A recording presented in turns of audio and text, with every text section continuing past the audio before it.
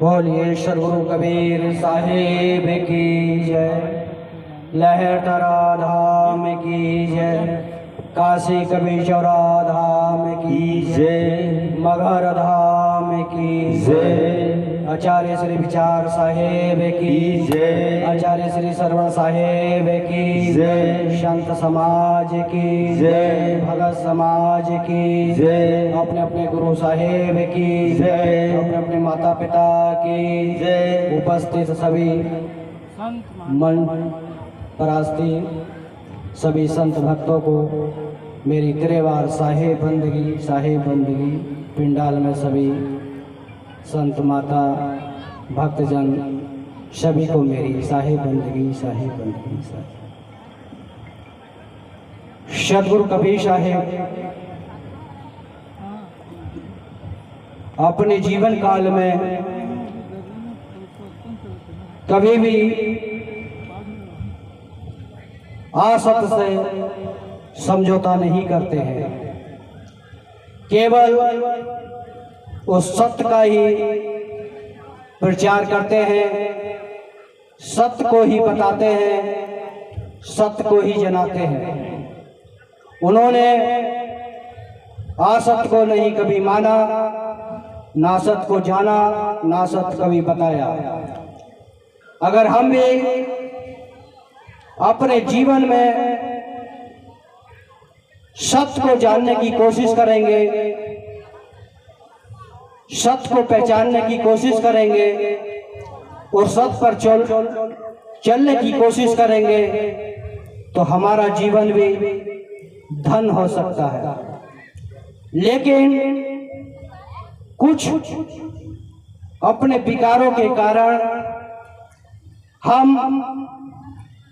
सत्य से भटक जाते हैं।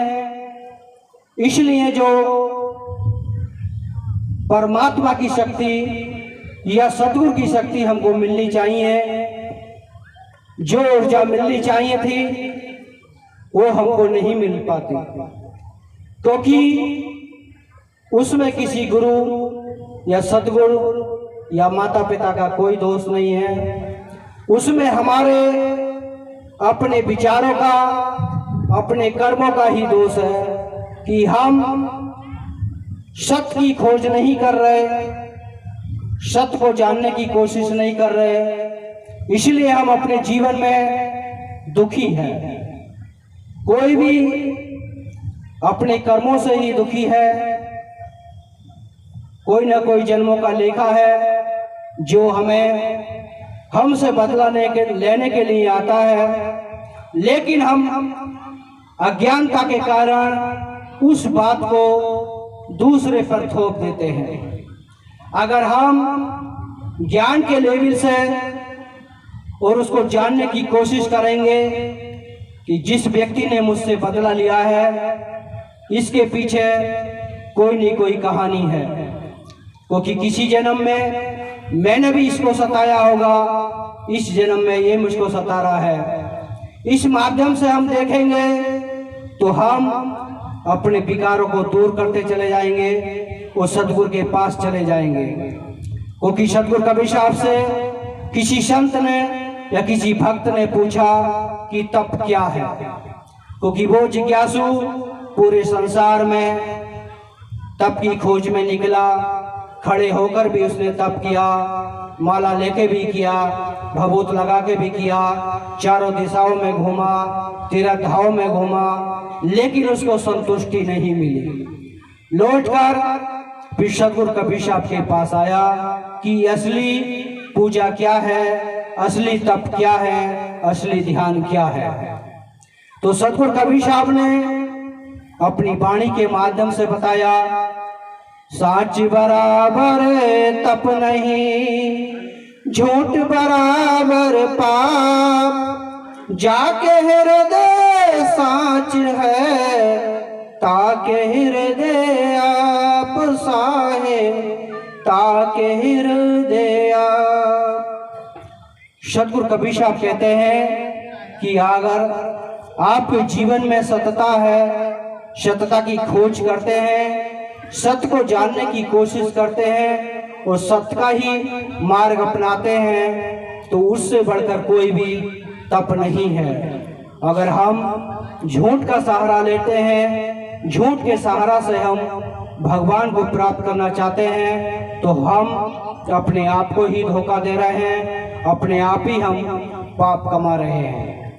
इसलिए जो खेती हमने करते हैं, जैसा बीज हम डालेंगे वैसी ही फसल होएगी। ऐसे ही हमारा हृदय रूपी मन रूपी जो खेत है, इसमें जैसे हम विचार उत्पन्न करेंगे वैसे ही खेती इसमें उत्पन्न होएगी। इसलिए अपने मन को सात्विक विचारों से खेती करेंगे तो हमारी हृदय रूपी खेती में दया, क्षमा, संतोष, धैर्य, विचार, गुण, भक्ति, सेवा ये खेती लहराएंगे। अगर हम विकारों की तरफ जाएंगे तो हमारे अंदर बुरे विचारों की खेती लहराएंगी। इसलिए अपने जीवन में सत्यता की जानने की कोशिश करो, सत्य को पहचानने की कोशिश करो, क्योंकि फूल सब एक समान है लेकिन जो खुशबू देसी गुलाब में होती है वो गेंदा में नहीं हो सकती। या जो हाइब्रिड गुलाब होते हैं वो देखने में सुंदर होता है, उसकी आयु भी ज्यादा होती है, चलता भी ज्यादा है, लेकिन उसके अंदर खुशबू नहीं होती। जो देसी गुलाब होता है उसके अंदर झाड़ने पर ही पूरी पत्ती झड़ जाती है। ऐसे ही अगर हम अपने जीवन में उस देसी गुलाब की तरह दया, क्षमा, संतोष, धैर्य, विचार, गुण, भक्ति, सेवा ये सुगंध भर लेंगे तो वो खुशबू हमारे जाने के बाद भी कायम रहेगी और वो खुशबू कभी खत्म नहीं हो सकती। जैसे कि गुलाब के पत्ती सूखने के बाद भी उसकी खुशबू हमेशा रहती है, ऐसे ही अगर हम अपने जीवन में सत्यता का सहारा लेंगे, भक्ति का सहारा लेंगे, हर किसी का दिल नहीं दुखाएंगे, प्रेम स्नेह करेंगे, करुणा करेंगे तो हमारे हृदय रूपी जो भक्ति रूपी गुलाब है वो खिल जाएगा। उसकी सुगंध कभी भी जीवन में खत्म नहीं हो सकती। हमारे जो महापुरुष हैं, संत हैं, उन्होंने अपने जीवन में अपने जीवन को उस गुलाब की तरह बनाया जो आज हम उनकी सुगंध को लेकर उनकी वाणी पढ़ते हैं, उनके सिद्धांत पर चलते हैं, उनका अमल करते हैं। अगर वही ऊर्जा, वही शक्ति हम अपने अंदर भी प्रकट कर लेंगे तो हमारे भी वो खुशबू, भक्ति रूपी खुशबू हमारे अंदर भी प्रकट हो सकती है। और हम अपने जीवन में सत्यता को बहुत पीछे छोड़ रहे हैं, इसलिए हमारे जीवन में शांति मिलना चाहिए थी, ज्ञान मिलना चाहिए था, भक्ति का आनंद मिलना चाहिए था, वो नहीं मिल पाता।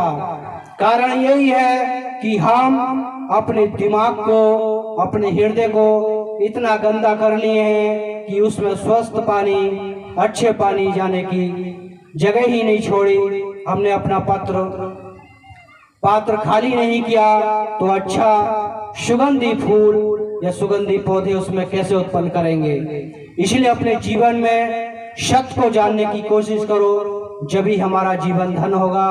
हम एकांत में बैठे और सुबह शाम बैठकर अपना चिंतन करें, अपने पर मनन करें कि मेरे अंदर कितनी बुराई है, कितनी अच्छाई है। अगर जब हम अपने ऊपर चिंतन करने लगेंगे, मनन करने लगेंगे कि मेरे अंदर बहुत सारी बुराई हैं और उसको छोड़ने की कोशिश करेंगे तो हमारी सभी बुराई धीरे धीरे खत्म हो जाएंगी और हमारा जो हृदय रूपी पात्र है सुगंध से भर जाएगा, सच्चाई से भर जाएगा, भक्ति से भर जाएगा।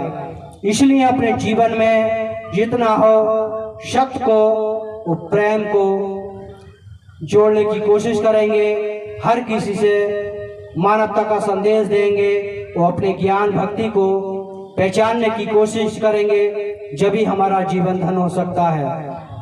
क्योंकि हम छोटे से मोबाइल का लॉक लगा देते हैं तो जब तक उसका लॉक नहीं खोलेंगे मोबाइल ओपन नहीं होता।